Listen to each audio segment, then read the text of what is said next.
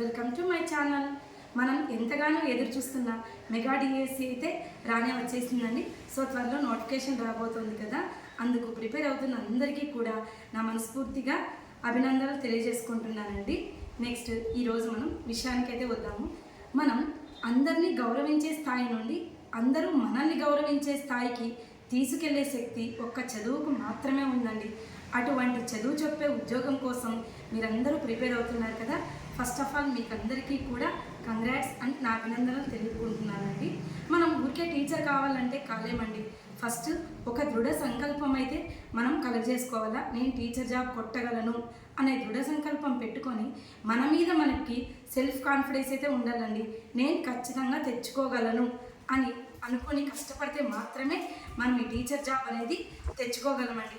మనల్ని కన్న తల్లిదండ్రులు ఎన్నో ఆశలు పెట్టుకొని బీఈడీ కావచ్చు, టీటీసీ కావచ్చు, ఇలా ఎన్నో కోర్సులు అయితే మనకి చేయించింటారు.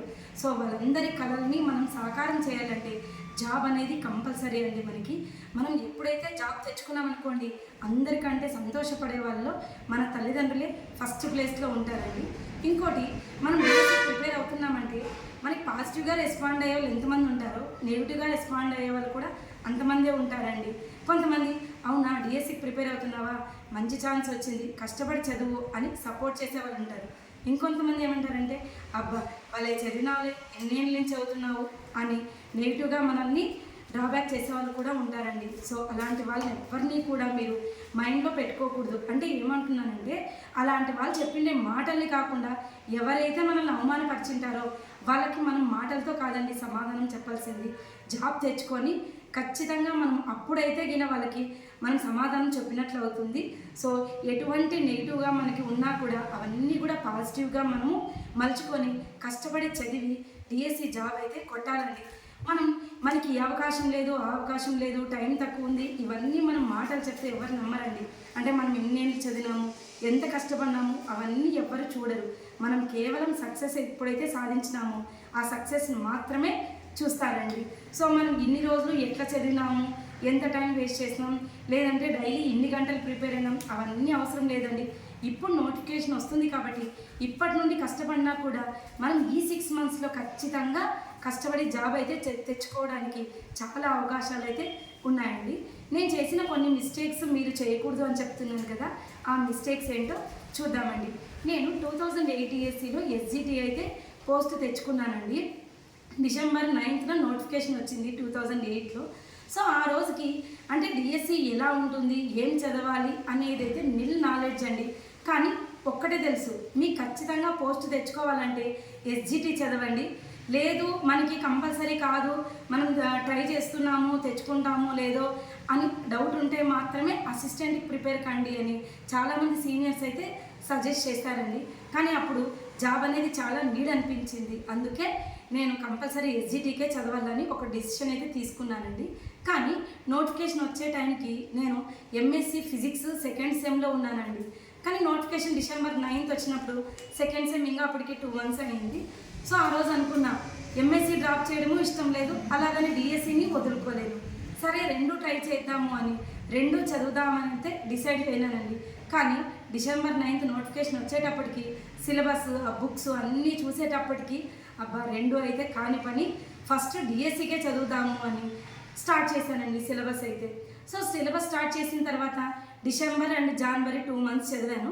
ఫిబ్రవరి 15th అయితే డిఎస్సి పోస్ట్పోన్ అయింది. ఏప్రిల్ నుండి మేకి పోస్ట్పోన్ చేశారు, మే లాస్ట్కి అని ఒక ఇదైతే వచ్చిందండి న్యూస్. సరే ఈ 2 months మనం ఎలాగో మనకి ఇంకా ఎక్స్టెండ్ అయింది కదా, ఈ టైంలో MSc ఎందుకు కంప్లీట్ చేయకూడదు అని డిసెంబర్ తర్వాత 2 months చదివినాను కదా. సో ఫిబ్రవరిలో అయితే కాలేజ్కి వెళ్ళినానండి, MSc కంప్లీట్ చేసుకుందాంలే ఈ 2 months అని. కానీ అప్పుడు ఒకటే మాట చెప్తున్నారండి, మీరు కాలేజ్కి వచ్చి డైలీ ల్యాబ్ కంప్లీట్ చేస్తేనే హాల్ టికెట్ ఇస్తాము అని చెప్తున్నారు. సో ఇంకా ఫిజిక్స్ చదివిన వాళ్ళకి ఆల్రెడీ ఐడియా ఉంటుందండి. ఫిజిక్స్ ల్యాబ్ MScలో దాదాపు ఆఫ్టర్నూన్ 2 o'clock వరకు ల్యాబ్ ఉండేది. సో ఆ ల్యాబ్కి వెళ్ళి మరి ఆఫ్టర్నూన్ నుండి ప్రిపేర్ అయ్యి 2 monthsలో సెమిస్టర్ అయితే కంప్లీట్ చేశానండి. అంటే ఫిబ్రవరి 15th నుండి మార్చి, ఏప్రిల్ ఈ 2.5 months కూడా ఫిజిక్స్ సెకండ్ సెమ్ అంతా కంప్లీట్ చేసి ఎగ్జామ్స్ అయితే కంప్లీట్ చేసుకున్నా. తర్వాత మే అంతా కూడా అంటే డిసెంబర్, జనవరి, ఫిబ్రవరి 2 weeks, ఫస్ట్ 2 weeks చదివాను కదా. తర్వాత మే అంతా ఉంది కదా, వచ్చి చదివేద్దామని చెప్పి చదివి పోస్ట్ అయితే తెచ్చుకున్నానండి. ఇక్కడ చేసిన మిస్టేక్ ఏమంటారా, నేను టోటల్గా కాన్సన్ట్రేషన్ అంతా కూడా ఎంఎస్సి అండ్ ఎస్జిటి మీద పెట్టినాను, కానీ అదే టైము పీజీకి ప్రిపేర్ అయ్యే టైము అసిస్టెంట్ ప్రిపేర్ అయ్యంటే బాగుండు అనిపించిందండి. ఎందుకంటే అప్పుడు పోస్టులు 3 డిజిట్లో ఉన్నాయండి అసిస్టెంట్ పోస్టులు. సో అసిస్టెంట్ పోస్టులు ఇన్ని పడతాయి అనే ఐడియా కూడా అప్పటికి ఏం ఐడియా లేదని చెప్తున్నాను కదా. సో జాబ్ నీడ్ అని జాబ్ అయితే తెచ్చుకున్నానండి. కానీ ఒకటి మాత్రం అలాగే మిగిలిపోయిందండి. ఆ రోజు నేను పొరపాటు చేయకోకుండా ఎంఎస్సి డ్రాప్ చేసి అసిస్టెంట్కి ప్రిపేర్ అయ్యింటే బాగుండు కదా అని అనిపిస్తుంది. సో దీని ద్వారా నేను ఏం చెప్తున్నానంటే, మీరు ఏదైనా పీజీ కోర్స్ చేస్తున్నా లేదంటే ఎక్కడైనా పార్ట్ టైం జాబ్ చేస్తున్నా ఈ 6 మంత్స్ అన్నీ పక్కన పెట్టేసేయండి. మనకి జాబ్ అనేది చాలా నీడ్ కాబట్టి ఫస్ట్ జాబ్ తెచ్చుకొని ఆ కోర్సులు ఏముందండి తర్వాత కానీ చేసుకోవచ్చు. కానీ ఇలా చెప్పేవాళ్ళు ఆ రోజు నాకు లేరు, ప్లస్ సరైన గైడెన్స్ లేదు కాబట్టి ఇలా మిస్ అయినందుకు ఇప్పటికీ బాధపడుతుంటాను. నెక్స్ట్ ఇంకో చేసిన పొరపాటు ఏమంటే 12 డిఎస్సి ప్రిపేర్ అయినానండి. 12 డిఎస్సిలో నేను అసిస్టెంట్కి ప్రిపేర్ అవుదాం అనుకున్నా. అప్పటికి టెట్ అయితే ఇంట్రొడ్యూస్ చేశారు. సో టెట్ ఎలిజిబుల్ అయితేనే డిఎస్సి రావడానికి అవకాశం ఉంటుంది అని చెప్తే నేను అప్రెంటిస్ పీరియడ్లో ఉన్నాను కాబట్టి అప్పుడు లాంగ్ లీవ్ పెట్టడానికైతే ఒప్పుకోలేదండి. సో స్కూల్కి వెళ్తూ మార్నింగ్ నాకు 7కే బస్సు ఉన్నిందండి, కొద్ది లాంగ్ విలేజ్ పడింది. 7 o'clock వెళ్తే ఈవినింగ్ 6:30, 7 అవుతుందండి ఇంటికి వచ్చేటప్పటికి. అక్కడ డ్యూటీ చూసుకొని మరి ఇంటికి వచ్చి ప్రిపేర్ కావడానికి టైం అయితే తక్కువ వస్తుంది. కానీ టెట్ అయితే రాసి క్వాలిఫై అయ్యానండి. ఫస్ట్ 98 అయితే మార్క్స్ వచ్చినాయి. కానీ ఇంకా మార్క్స్ తెచ్చుకుందాము అని చెప్పి మరి సెకండ్ టెట్ కోసం కూడా చదివి టైం అయితే వేస్ట్ చేసుకున్నానండి. సెకండ్ టెట్లో 112 మార్క్స్ అయితే వచ్చాయి. కానీ అక్కడ డిఎస్సికి ఓన్లీ 2 months మాత్రమే ఉంది.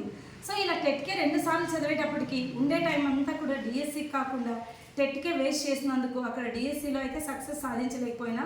ఎందుకంటే అసిస్టెంట్ సిలబస్కి అప్పటికే సిలబస్ ఎక్కువ ఉండింది, నాకు 1 month మాత్రమే ఉంది. స్కూల్కి వెళ్తూ చదవాలి కాబట్టి అప్పుడైతే అవకాశం మిస్ చేసుకున్నానండి. అందుకు మీకు ఏం చెప్తున్నానంటే, నేను చేసిన ఈ 2 పొరపాట్లు దయచేసి ఎవరు చేయొద్దండి. మనం పీజీ కోర్స్ ఏముందండి తర్వాత కానీ చేసుకోవచ్చు, లేదు ప్రైవేట్గా జాబ్ చేస్తున్నారంటే ఈ 6 months లాంగ్ లీవ్ పెట్టేసేయండి.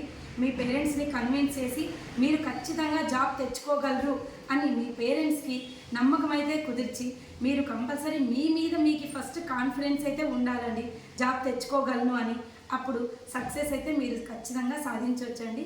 సో మీరు కూడా ఈ ఉండే 6 monthsని కష్టపడి చదివి ఇంతవరకు మనం ఏం చదవలేదు, ఇప్పుడు నోటిఫికేషన్ తర్వాతే మేము స్టార్ట్ చేస్తున్నాము అనే వాళ్ళు కూడా ధైర్యంగా కాన్ఫిడెంట్గా ఖచ్చితంగా అయితే మీరు ఇప్పటి నుండి చదివినా కూడా ఒక టీచర్ జాబ్ అయితే మీరు సాధిస్తారండి. మనకి జాబ్ ఎన్ని ఉన్నాయి, పోస్టులు ఎన్ని ఉన్నాయి, మన రిజర్వేషన్లో ఎన్ని ఉన్నాయి, ఎన్ని వేల అప్లికేషన్లు వచ్చినాయి, ఎన్ని లక్షల అప్లికేషన్లు వచ్చినాయి, ఇవన్నీ మనకు అవసరం లేదండి. మనకి కావాల్సిందైతే ఒక్క పోస్ట్. సో ఆ ఒక్క పోస్ట్ కోసము మనం మన సహాయశక్తిలా కష్టపడినామనుకోండి, ఖచ్చితంగా మీరు సక్సెస్ అయితే సాధిస్తారండి. మన పెద్దలు ఒక మాట అన్నారు కదండి, శ్రమ నీ ఆయుధం అయితే విజయం నీ బానిస అవుతుంది అని. సో ఇప్పటి నుండి మన సహాయశక్తిలో మనం కష్టపడినామనుకోండి, కంపల్సరీ టీచర్ జాబ్తో మీరు విజయం అయితే సాధిస్తారు. అందరూ సాధించాలని మనస్ఫూర్తిగా కోరుకుంటున్నానండి. మరిన్ని ఏవైనా మీకు డౌట్లు ఉంటే కమెంట్ బాక్స్లో కమెంట్ చేయండి. Thank you friends, thank you for watching.